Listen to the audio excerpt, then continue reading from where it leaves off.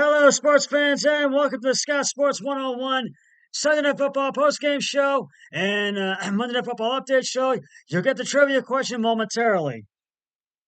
All right, now, I'm going to recap the Sunday night game for you. Signed all night by the Minnesota Vikings smothering defense.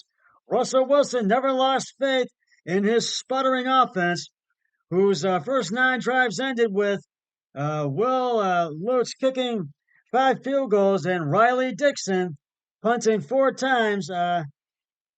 We just believe in each other. We knew we were going to win this game, Wilson said after driving Denver on its only touchdown, driving in the closing minutes for a 21-20 victory over the Minnesota Vikings Sunday night, ending the NFL's longest win streak at 5 games. Cortland Sutton's leaping 15-yard touchdown catch with a minute 3 remaining was the difference for Denver, who is now 5-5, and which now owns the league's longest winning streak at 4. This guy's been lights out, Wilson said of Sutton, who out-leaped cornerback Mekhi Blackman for his 8th TD of the season. He's one of the best in the game, and I tried to put it on a place that only he could get it, and sure enough, he got it. Wilson was smacked just as he released the throw and never saw the game-winning reception. I think my head was turned sideways. I just heard the crowd going crazy and knew he caught it.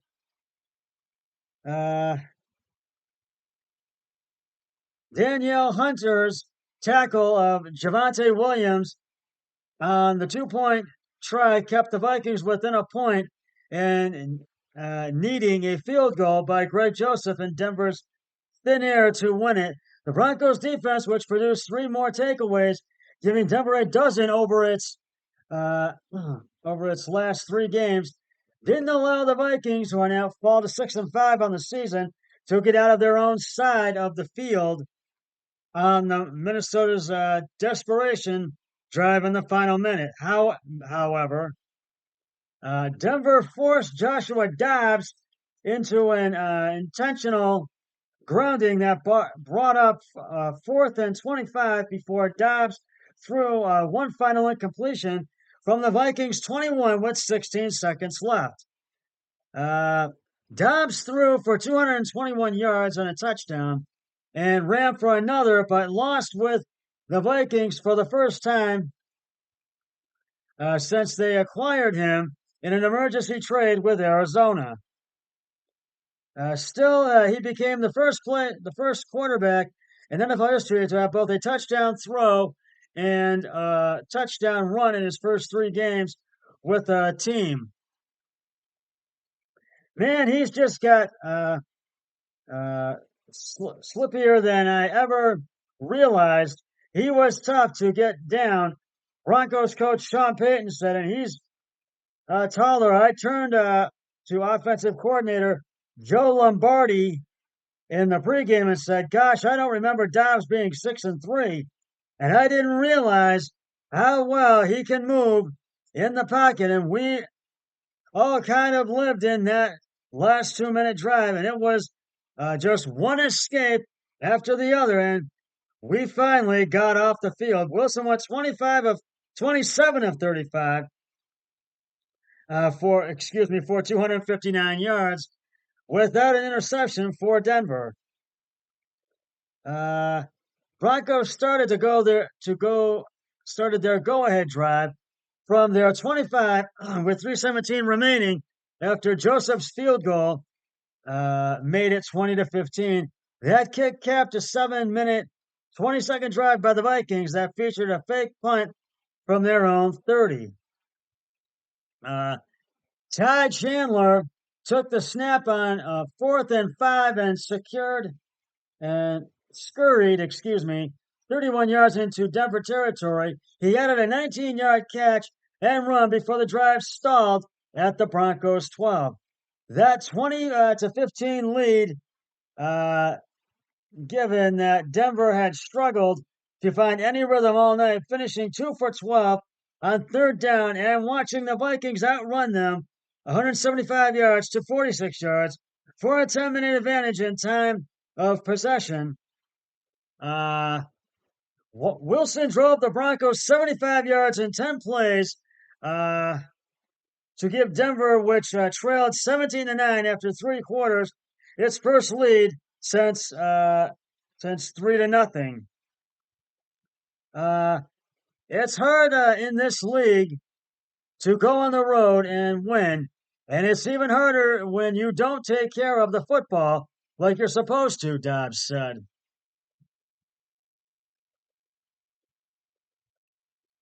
Uh, the Broncos kept stalling deep in Minnesota territory, with Lutz connecting from 31, 31, 53, 37, and 28 yards.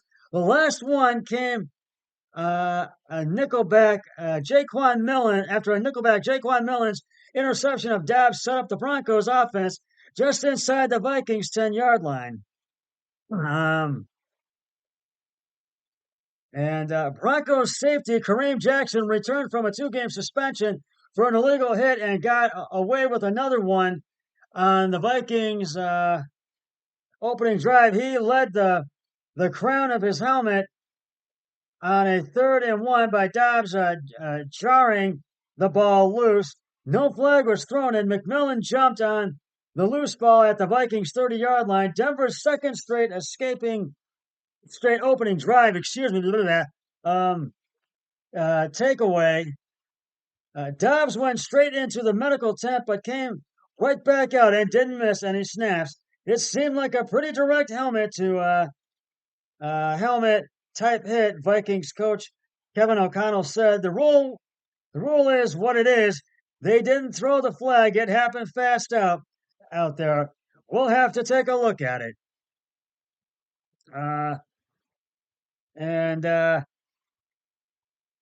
So too will the NFL, which has already fined Jackson $89,670 for 4 illegal hits before suspending him for 2 games and costing Jackson $279,000 in lost wages. Jackson's hit should have resulted in a 15-yard penalty, with Minnesota maintaining possession, suggested NBC rules analyst Terry McCauley, excuse me. He lowers his head and makes a foreseeable contact to the opponent. McCauley said on the broadcast, "You see his head down. This should have been a 15-yard penalty for unnecessary roughness." Now, there were some injuries. Vikings defensive lineman Dean Lowry suffered a pectoral injury in the first half, and he was ruled out for the remainder of the game. Wide receiver Justin Jefferson missed his 6th game with a strained right hamstring, but this is one of those games where Denver just came back and won, and Minnesota could not hold on to the lead. Up next, the Vikings host Chicago this Sunday, and the Broncos host our Cleveland Browns at Empire Field at Mile High. So, and the Browns, I know, are going to beat Denver. So, right now, though, I got to give the game balls to the Denver Broncos. Russell Wilson, 27 of 35 carries and attempts, 259 yards, 1 touchdown. Javonte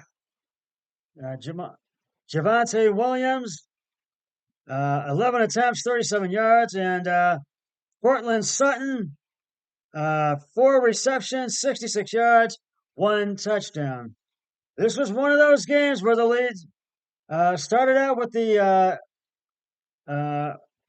visiting team, but the home team prevailed, which was the Broncos. So we got to really, the Broncos really needs make a cut. The Vikings need to really have a lot to work on for the next opponent. Well, it's now time for the Scott Sports 101 Monday Night Football Update Show. And first off, here is the trivia question today for Monday Night Football Week 11. It's a Chiefs trivia question. Derek Thomas once set an NFL record for most sacks in a game. How many times did he hit the quarterback? Did he get to the quarterback? Excuse me. And I will have the answer later on the podcast. It's Monday Night Football, Week 11. Are you ready for some football? We have a doozy AFC NFC matchup for you tonight. The Kansas City Chiefs and the Philadelphia Eagles are battling it out right now at Arrowhead Stadium in Kansas City, Missouri. And right now, the teams are tied at 7 with 14:02 left to go in the second quarter till halftime. First and 10 at the Philadelphia 40. The Eagles have the ball. Uh, Both the Chiefs and Eagles are coming off bye weeks. Their bye week, excuse me, and both teams are going to be out to win this game tonight. You can be sure this game between the Chiefs and Eagles will come down to the wire by far. And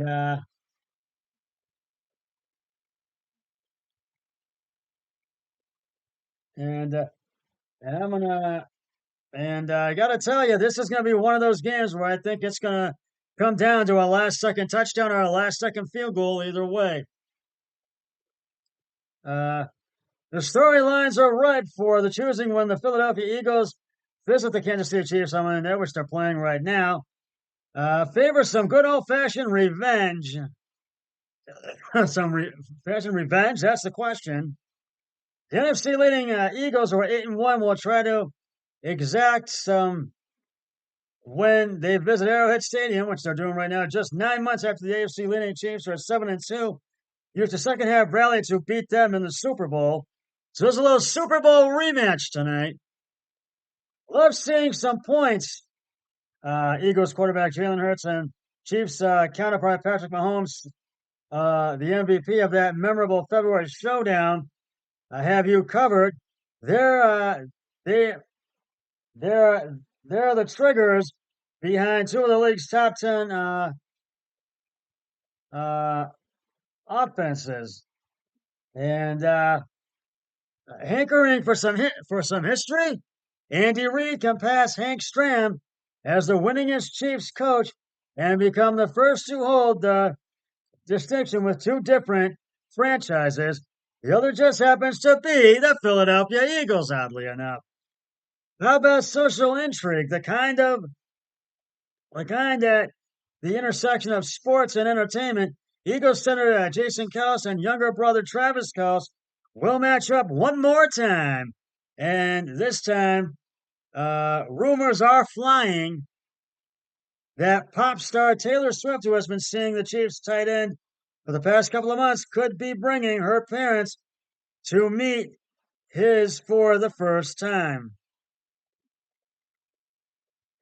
It's going to be a great game. You've got great teams in general, Mahomes said. Jalen is a great quarterback, but I think just the whole entire team on both sides, the two teams that usually find a way to get a win, playing on Monday Night Football in front of the whole world, I think it's going to be a great game. Given the circus surrounding it, the game itself almost seems like an afterthought, one with important ramifications, though. The teams are coming off relatively late by, which I have mentioned, which has freshened them up for the back half of the season. And while both currently hold the number one seed in their respective conferences, and the lone playoff bye that comes as the reward, the standings are tight enough that the Eagles and Chiefs need to keep winning if they want to earn a postseason week off. They know that it is the easiest way to get back into the game that matters the most. Our job is to get prepared for this game, said Eagles coach Nick Sirianni, who along with Reed, could not help but look at a video of their Super Bowl showdown this week and certainly had a much different experience while doing it. What happened in the past, Sirianni said. Uh, uh, Soriano continued, excuse me. We'll learn from our mistakes and we'll get better from the things we did well. But I would be lying if I didn't say, "Oh, this is if this would have happened or that would have happened once in a while." But we're not dwelling on it. Reed is so proficient at winning after a week off. He is 31-6 after a bye week, including the postseason, that many coaches have tried to get some tips from him, but not even Reed can pinpoint the reasons behind his remarkable record, which includes a 13-1 mark during 14 regular seasons in Philadelphia and a 9-3 record in postseason games. I get asked that because we've had success, Reed said, but we just go play. I don't know. Uh, I don't know. We've had good players. Uh, Now there are some injuries tonight. While the Chiefs come into this game healthy, the Eagles had to adapt some injuries. Uh, Defensive back Bradley Roby could be back after missing time with a shoulder strain. Linebacker Nakobe Dean went on injured reserve this week after hurting his foot against Dallas, and the star tight end Dallas Goedert is out after breaking his forearm in the same game. Anytime you lose a player to Dallas Goedert's capabilities, you have to compensate, Sirianni said. And it's never just one guy's responsibility to take the brunt of that work, and it'll be by committee. Uh, the Chiefs are 4-1 in games decided by fewer than 10 points, which falls in line with their ability under Reed to win the close ones. Philadelphia is 5-1 in games decided by touchdown or less, both coming off close wins before their bye, with Kansas City beating Miami 21-14 and Germany and Philadelphia beating Dallas 28-23. Chiefs defensive tackle Chris Jones, who ended his holdout in Week 1 and promptly had at least one sack in each of his first 5 games, has been held without a sack since. But Reed defended the All-Pro this week, pointing out that the attention Jones demands has allowed others on the defensive line to make plays. I am going to hit my numbers regardless, Jones added. I am not going to trip over my numbers. Travis Kelce spent part of his week off flying to Buenos Aires to watch Swift resume her Eras tour, and video of the 12-time Grammy winner, embracing the Chiefs tight end at the side of the stage blazed across social media. She was due to perform on Sunday night in Brazil, then did not perform again until November 24th.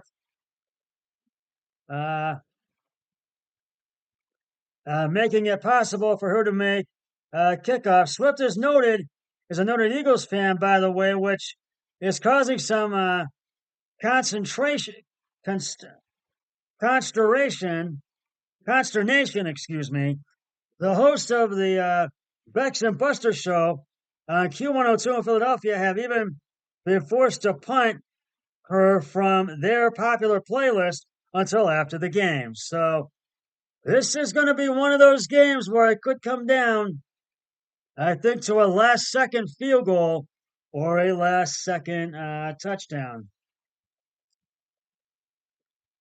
And right now, it's time to reveal the answer to today's Scott Sports 101 Monday Night Football Week 11 trivia question. As you know, it's a Chiefs trivia question. Derek Thomas once set an NFL record for the most sacks in a game. How many times did he hit the quarterback? If you said 7, you are correct. The year was 1990. The opponent was the Seattle Seahawks. The game was held on Veterans Day Thomas dedicated his performance to his uh, father, an Air Force pilot killed in action in Vietnam. Ironically, the operation was known as Linebacker 2, the same position Derek played as a Chief. And I will have another trivia question on my next podcast, which will be on my Thanksgiving Day edition of Scott Sports 101. And we've got 3 games that day, and I'll have them for you. I'll preview them. Don't you worry. And I'm looking forward to that Thanksgiving Day. And right now, I am 10-3 on my picks. My brother-in-law, Eric Hoyle, is 7-5 on his picks right now. And he has the Eagles. I've got the Chiefs. So we'll see what happens in this game tonight. So, and it's still tied at 7, 8:33 to go in the second quarter till halftime. Second and third at the Philadelphia 33. Chiefs have the ball. Well, that's just about going to wrap it up for the Scott Sports 101 Sunday Night Football postgame show, Monday Night Football update show. And I'll be back with the postgame show, with the Monday Night Football postgame show for Scott Sports 101, Scott Sports 101. After the game between the Chiefs and Eagles, as included. But until then, always remember, be a team player each and every day in every way possible. So long, everybody. 3, 2, 1. I'm done.